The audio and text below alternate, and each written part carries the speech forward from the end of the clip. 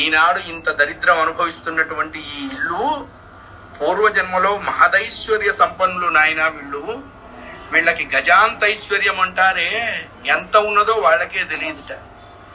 అంత ఐశ్వర్యం ఉండి వాకిట్లోకి ఎవరైనా వస్తే లేదు ఓ వెళ్ళు మళ్ళా తర్వాత చూద్దాం, ఈ డైలాగులు బాగా వాడేవారట.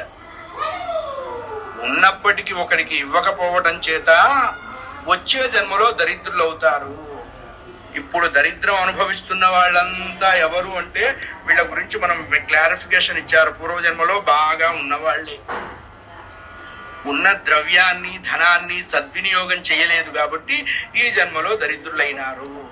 దీనికే శాస్త్రం ఓ మంచి మాట చెప్పింది. ఆదాన దోషేణ భవేద్ దరిద్ర భవేద్ దరిద్రేణ పునరేవ పాపి. దరిద్రాన్ని తట్టుకోలేక పాపం చేస్తాట, ఆ పాపం వల్ల మళ్ళా దరిద్రం